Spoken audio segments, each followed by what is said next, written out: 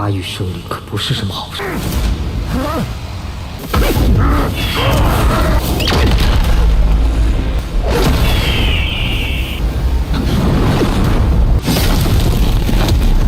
千手神通。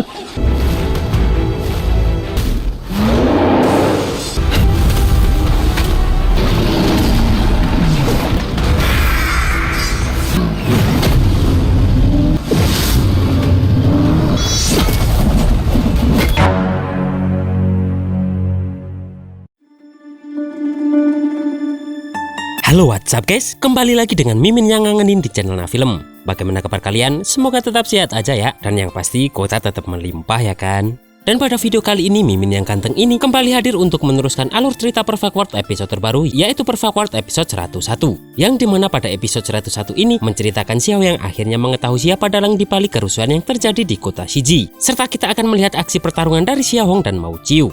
Dan sebelum ke filmnya, Mimin sudah ngecek video episode minggu lalu dan ternyata baru dapat 400-an like guys. Kali ini bisa tembus 1000 like gak ya? Dan seperti apa cerita selengkapnya? Silahkan di like dulu dan kita langsung saja masuk alur ceritanya.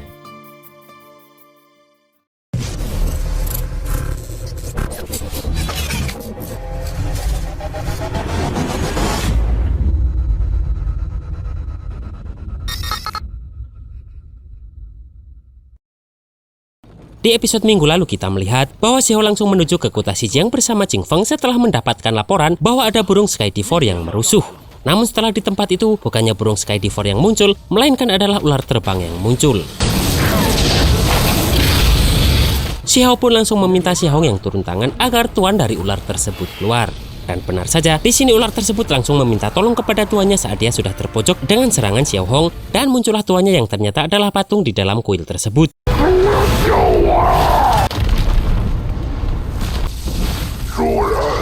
Dan ternyata dia adalah patung suci emas yang sudah berada di ranah Divine Flame. Di sini patung tersebut sangat terkesan dengan Xiao yang sudah terkenal di alam atas. Bahkan di alam atas, Xiao diberitakan sebagai jenius muda. Namun Xiao Hong cukup kecewa karena ternyata dia hanya monster yang diukir dari tanah liat dan kayu. Padahal kemunculannya cukup heboh. Di sini Xiao Hong pun langsung mencoba ngetes kemampuan dari patung emas tersebut. Melihat dari keadaan patung itu, Xiao berpikir jika dia seharusnya sudah lama menyalakan api ilahi karena kenyataannya sudah tak ada dewa di alam bawah. Dan itu berarti bahwa patung emas tersebut berasal dari alam atas. Dan ternyata dia diutus penguasa kerajaan Celestial untuk mengambil nyawa Xiao. Di sini Xiao teringat perkataan Dewa Willow, jika setelah pertempuran terakhirnya, maka jalan langit dan bumi akan terputus. Dan hanya bisa menunggu waktu yang lama untuk makhluk alam atas turun ke alam bawah lagi. Di sini Xiao berpikir ini bukanlah hal yang baik untuk makhluk hidup dari 8 domain. Jika orang yang menyalakan api ilahi terus berdatangan ke alam bawah. Dan karena itulah, di sini Xiao bertanya kenapa patung itu masih bisa melakukan perjalanan antara dua alam setelah jalan langit dan bumi terputus. Dan kenapa kerajaan Celestial masih punya cara untuk turun ke alam bawah setelah jalan langit dan bumi terputus. Namun patung itu menjawab, jika lebih baik pikirkan hidup Xiao sendiri daripada memikirkan jalan antara dua alam. Di sini Xiao semakin bertekad untuk pergi ke alam atas cepat atau lambat dan menghancurkan kerajaan Celestial selama ada cara untuk berpergian antara dua alam. Di sini patung tersebut sedikit meremehkan Xiao dan menganggap Xiao tak mungkin bisa mengguncang kerajaan Celestial. Karena sebenarnya dia saja kesulitan pergi ke alam bawah jika saja tanpa bantuan penguasa faksi kuno yang mengutusnya untuk membunuh Xiao. Karena Xiao sudah memprovokasi murka langit. Mendengar itu, Xiao pun sedikit memprovokasi dengan berkata jika faksi kuno itu membutuhkan begitu banyak usaha hanya demi mengirim orang untuk melawan Xiao. Di sini patung tersebut meminta Xiao berpikir berapa banyak kejahatan yang Xiao buat, karena menurutnya Xiao sudah membuat terlalu banyak kekacauan. Karena patung itu tak mau memberitahu pertanyaan Xiao, di sini Xiao pun memprovokasi ular terbang yang sudah berada di cengkraman Xiao Hong dengan berkata jika ular tersebut adalah makhluk tak berharga di alam atas, karena tuannya saja seperti tak peduli dengannya. Dan karena Xiao tak ingin makhluk seperti ular tersebut membuat masalah, di sini Xiao pun menyuruh Xiao Hong untuk memakannya.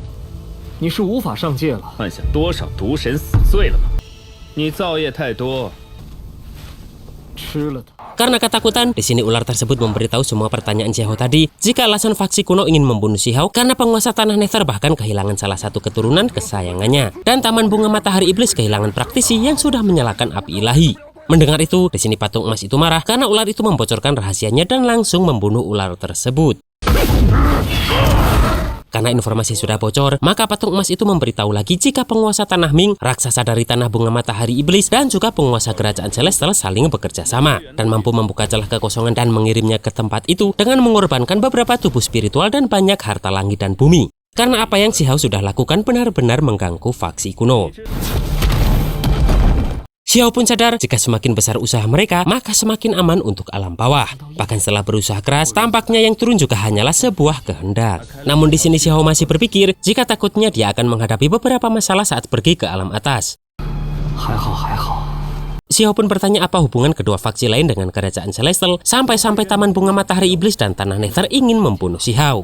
Dan patung itu pun memberitahu jika kemunculan dan kelahiran kerajaan Celestial didedikasikan untuk memecahkan masalah orang lain dan membunuh praktisi kuat dari semua ras. Melihat Marquis Huntian belum muncul, Qing Feng pun dengan telepatinya memberitahu Xiao jika mereka pasti punya rencana penyergapan. Mendengar itu, di sini Xiao pun meminta Xiahong dan Mao Jiu untuk menghadapi patung tersebut. Dan mereka cukup pede karena Xiao sudah meminjamkan 2 senjata ilahi kepada mereka berdua. Di sini patung tersebut langsung menyerang Xiao. Maka dari itu Xiahong pun langsung turun tangan dan menyerang dengan sayapnya yang mengeluarkan ribuan bola api. Di sini patung tersebut menahan serangan tersebut dengan mengeluarkan tangannya yang berubah menjadi besar dan panjang. Melihat itu Xiao baru tahu jika patung itu seharusnya dari sekte kondensasi emas, karena teknik itu adalah metode dari sekte kondensasi emas. Saat tangan raksasa tersebut akan mengenai Xiahong, di sini muncullah tombak kerajaan Xi yang langsung memotong tangan tersebut. Dan ternyata itu adalah Mao Jiu yang sudah memegang tombak kekaisaran Xiao. Di sini patung tersebut langsung mengeluarkan tekniknya yang diberi nama Magi 1000 Tangan, yang memunculkan sosok yang lebih besar. Di sini pun Xiahong langsung mengeluarkan pedang yang Xiao pinjamkan, yang juga adalah harta kerajaan Xi.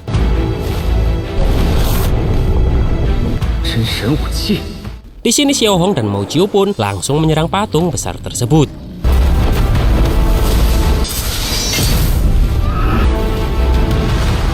Namun patung tersebut langsung mengeluarkan 1000 telapak tangan untuk mengatasi Xiahong dan Mao Jiu.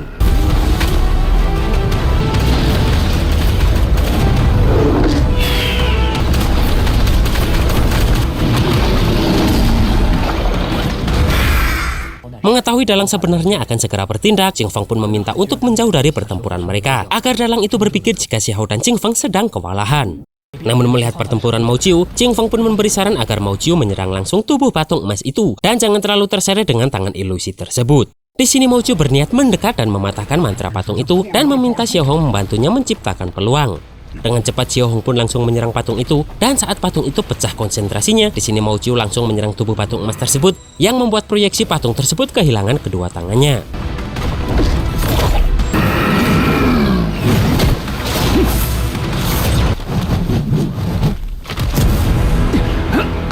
Namun tak tinggal diam begitu saja, patung emas tersebut kembali mengeluarkan kekuatan magis keabadian yang membuat tangan dari proyeksi itu kembali tumbuh lagi.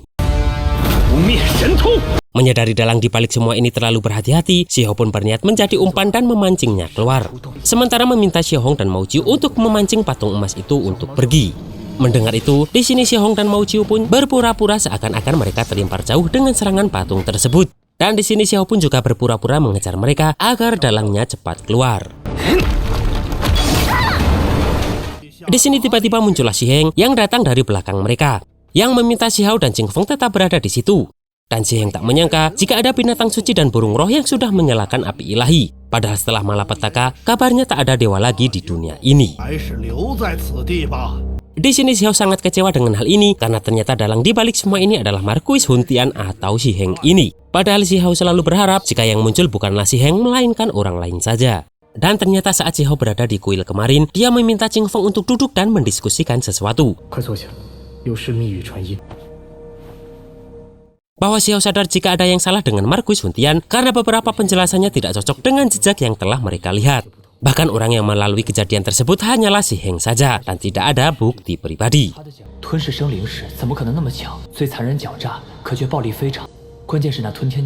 Xi Heng pun tak mengira jika saat itu Xiao sudah mencurigainya, namun sebenarnya Xiao masih berharap jika bukan Xi Heng yang melakukan semua ini. Namun karena kemunculan Si Heng di tempat itu, membuat Xiao semakin yakin jika Si Heng ikut terlibat dalam kekacauan kota Shiji. Bahkan mungkin Si Heng adalah dalangnya. Di sini Xiao bertanya, apakah Si Heng sama dengan ular terbang tersebut yang berkultivasi dengan jiwa makhluk hidup? Dan setelah Xiao melihat mata Si Heng yang memerah, di sini Xiao pun semakin yakin jika Si Heng membiarkan ribuan jiwa terkubur hanya demi keegoisannya sendiri. Padahal mereka adalah orang-orang kerajaan Shi, bahkan rekan seperjuangan Si Heng. Namun kelihatannya di sini Si Heng tidak menyesali perbuatannya tersebut. Padahal Xiao sudah berpikir akan meneruskan tahtanya kepada Si Heng setelah mendapatkan rekomendasi dari senior Zhan Wang, Peng Ziyu, dan yang lainnya. Di sini Si Heng pun tampak terkejut mendengar hal tersebut. Namun Si Heng malah berkata bahwa itu bagus dan dia akan mewarisi singgasana Xiao setelah Xiao mati. Dan kerajaan Shi akan menjadi kerajaan suci tertinggi yang dihormati 8 domain setelah di bawah kekuasaan Si Heng. Bahkan dia akan membuka satu persatu harta kerajaan dan menguasai harta surgawi.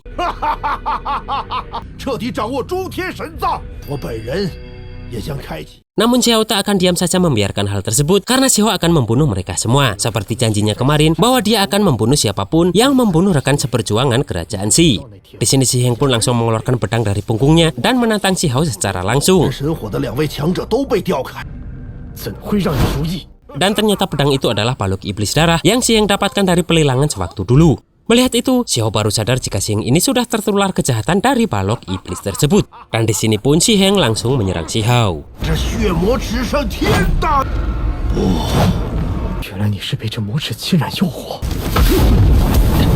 Namun tak tinggal diam, di sini Xiao pun langsung menyerang balik Si Heng menggunakan teknik foniknya.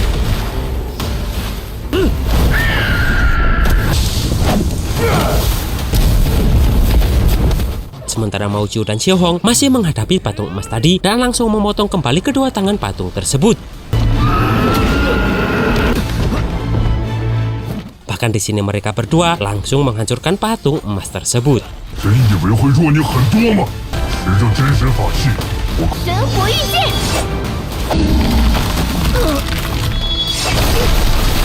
Melihat pertarungan Xiao dan Si Heng, di sini Xiao Hong menganggap bahwa itu bukanlah orang mengendalikan senjata, melainkan senjata yang mengendalikan orang.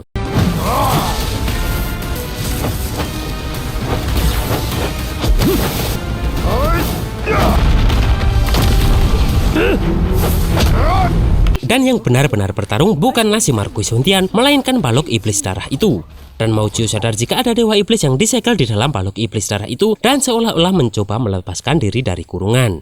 Namun tiba-tiba patung tersebut muncul kembali karena ternyata dia sudah mempunyai darah regenerasi dari seorang yang bernama Sui Xiu. Bahkan jika mereka memotong tubuhnya di alam atas, dia tetap akan hidup kembali. Di sini patung tersebut langsung saja menyerang kembali Xiao Hong dan Mao Jiu.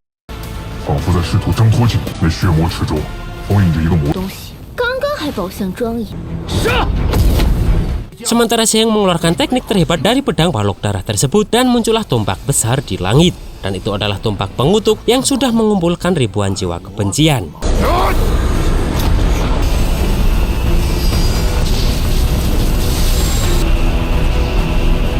Kemudian Si Heng pun langsung mengerahkan tombak tersebut ke arah Xiao.